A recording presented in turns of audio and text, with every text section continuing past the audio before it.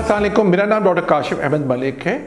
आजकल मौसम बदल रहा है, तकरीबन हर इंसान को नज़ला, ज़ुकाम, खांसी, कान में दर्द रह रहा है, गले में दर्द रह रहा है और इसकी वजह से और बेशतर प्रॉब्लम्स हो रहे हैं। इन्फेक्शन हो रहा है, उसकी वजह से सर में दर्द भी हो सकता है, उसकी वजह से और भी बहुत सारे मसले हो सकते हैं। तो हमने सोचा कि हमारे ENT specialist, consultant ENT surgeon और स्पेशलिस्ट डॉक्टर मुबशिर, इनसे आपकी मुलाकात कराते हैं। अस्सलाम डॉक्टर साहब, first of all thank you very much for coming. Doctor साहब इज़ वेरी बिजी, क्योंकि आजकल इनका जो आम ज़बान में हम डॉक्टर्स भी कहते हैं, लोग भी कहते हैं कि सीजन इनका है, क्योंकि आजकल बहुत सारे पेशेंट आते हैं। राइट डॉक्टर साहब? तो आजकल ये कान, नाक, हलक के मसले बहुत बढ़ गए हैं, मौसम भी चेंज हो रहा है, धूल मिट्टी है।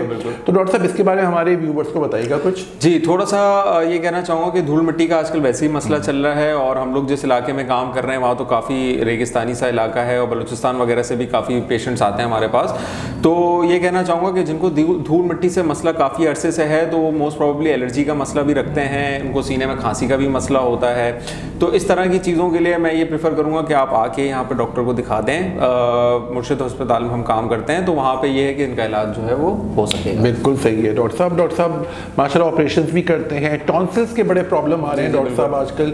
टेनाइटिस, जो कि कानों में रिंगिंग की आवाज़ आती है, उस पर मिडल ईयर, इनर ईयर वो होता है। आप एज अ स्पेशलिस्ट हमें बताएंगे कि किसी को ये अलामात हो उनको फ़ौरन किससे दिखाना चाहिए, क्योंकि लोगों को पता नहीं चलता है कि किस डॉक्टर को दिखाएं। असल में मसला ये होता है कि कुछ पेशेंट हमारे पास आते हैं कान का मसला लेके, कहते हैं कान बंद बंद सा फील हो रहा है। तो मसला उनको बेसिकली कान का नहीं, नाक का होता है, क्योंकि एलर्जी में जो कान और नाक की ट्यूब होती है वो बंद हो जाती है, नज़ला जमा होने की वजह से बंद हो जाती है। तो लोग हमारे पास पेशेंट कान का मसला लेके आते हैं, लेकिन मसला नाक का निकलता है। किसी की हड्डी टेढ़ी होती है, किसी को एलर्जी का मसला होता है, तो उसके लिए फिर हम कुछ टेस्ट वगैरह कराते हैं, एग्जामिनेशन करते हैं, तो हमें अंदाज़ा हो जाता है कि मसला क्या हो रहा है। तो बेसिकली एलर्जी के मसले हैं या जो कान के मसले हैं उसके लिए फिर आके बिल्कुल दिखाएं। राइट। अच्छा डॉक्टर साहब, यहाँ पे बहुत सक्सेसफुल माशाल्लाह थायराइड की सर्जरीज भी करते हैं। थायराइड के बहुत पेशेंट आते हैं, वो किस अलामत के साथ आते हैं? थायराइड के पेशेंट हमारे पास ज़्यादातर गले में सूजन के साथ आ रहे हैं। क्या कहते हैं, काफ़ी अरसे से ये लोग सूजन लेके बैठे हुए हैं, तो अब सेहत कार्ड खुल गया है तो उसकी वजह से पेशेंट बहुत सारे आ रहे हैं, क्योंकि उनको मसला चलता हुआ आ रहा है। उसके साथ इसमें खाने पीने का मसला हो सकता है, उसके साथ इसमें जो है वो सांस लेने में मसला हो सकता है। किसी किसी के थायराइड खून में बढ़े हुए होते हैं, जिस वजह से दिल की धड़कन बढ़ना या कम हो जाना। इसके अलावा बड़ा पेशाब, छोटा पेशाब में मसला आता है, उनको सांस लेने में मसला होता है, इनको पसीना या सर्दी ज़्यादा लगती है, वज़न कम या ज़्यादा हो रहा होता है। तो इन वजहों से थायराइड के पेशेंट हमारे पास इन अलामात की वजह से आते हैं। फिर हम पेशेंट को देखते हैं, अगर सूजन वगैरह ज़्यादा है तो अल्ट्रासाउंड भी करवा लेते हैं और एक थायराइड प्रोफाइल टेस्ट भी करा लेते हैं, तो उससे हमें काफ़ी चीज़ें फिर समझ आ जाती है। और जिनको ऑपरेशन की नीड होती है फिर हम उनको ऑपरेशन की तरफ। डॉक्टर साहब, गले के इश्यूज बहुत हैं, गले में दर्द है, गले में सोजिश है, खारिश है, कुछ लोगों की आवाज़ भी थोड़ी सी बदल जाती है बिकॉज ऑफ, तो उसके लिए आपके पास क्या क्या ट्रीटमेंट्स हैं और क्या क्या आप फैसिलिटीज़ प्रोवाइड करते हैं मुर्शिद हॉस्पिटल में? गले में आवाज़ बदलने के 2-3 रीजंस होते हैं। एक तो ये होता है कि कोई जैसे सेल्समैन होते हैं या कोई जो चीखने चलाने का, या मदरसे के टीचर्स होते हैं, तो उनको मसला ये ज़्यादा होता है क्योंकि वोकल कॉर्ड्स आपस में बहुत ज़ोर ज़ोर से टकराते हैं, तो उनकी वजह से फिर जो उनको पॉलिप या नोड्यूल का मसला आ जाता है।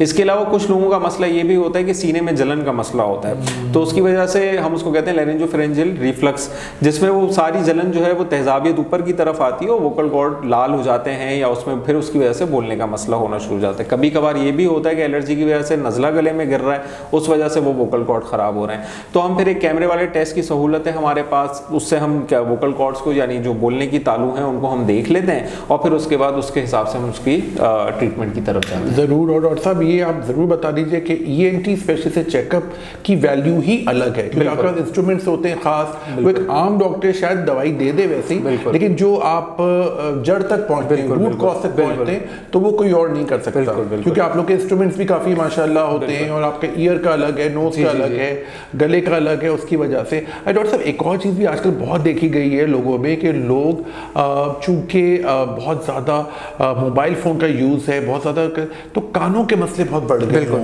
लोगों के कानों में आवाज़ का भी मसला हो रहा है, उनको सुनाई भी कम दे रहा है या बहुत ज़्यादा दे रहा है। तो उसके लिए आप क्या रेकमेंड करेंगे और कितना मोबाइल फ़ोन और या जो ईयर पॉड्स होते हैं या ईयर प्लग्स यूज़ करते हैं, कितना फ्रीक्वेंटली यूज़ करना चाहिए? इसको थोड़ा ख्याल रखना चाहिए। आजकल हम लोग की जनरेशन बहुत तेज़ आवाज़ में गाने सुनने का शौक रखती है, या वैसे स्पीकर्स पे या ईयरपॉड्स में, तो ये कान के लिए ख़राब है, क्योंकि WHO वर्ल्ड हेल्थ ऑर्गेनाइजेशन भी एक लेवल तक डेसिबल्स अलाउ करता है फॉर द टाइम पीरियड। उनकी क्लासिफिकेशन है, उस पर हम फॉलो करते हैं कि 8 घंटे 10 घंटे से हिसाब से इतनी देर तक। तो जो लोग बहुत ज़्यादा, दूसरा इसके अलावा कंटिन्यूसली हेडफोन में लोग लगा के सो जाते हैं, उनको रात में सो जाते हैं, तो उस वजह से फिर ओटाइटिस एक्सटेंडना के चांसेस हो जाते हैं कि उसकी वजह से इन्फेक्शन हो जाता है कान का, या कान का सुराग आगे से छोटा होना शुरू हो जाता है।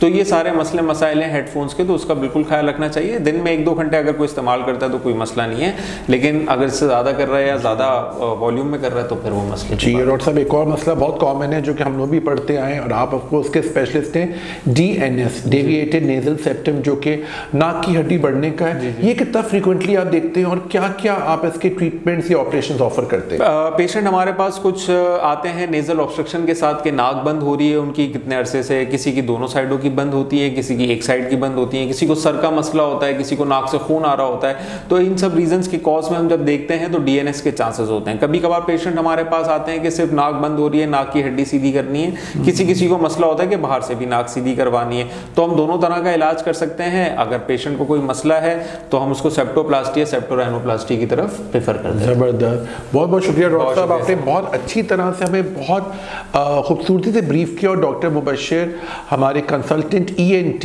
Ear nose and throat consultant हैं, जो कि मुर्शिद हॉस्पिटल में सुबह 10 बजे लेकर शाम के 6 बजे तक Monday, Tuesday, Wednesday, Thursday, Friday, Saturday होते हैं।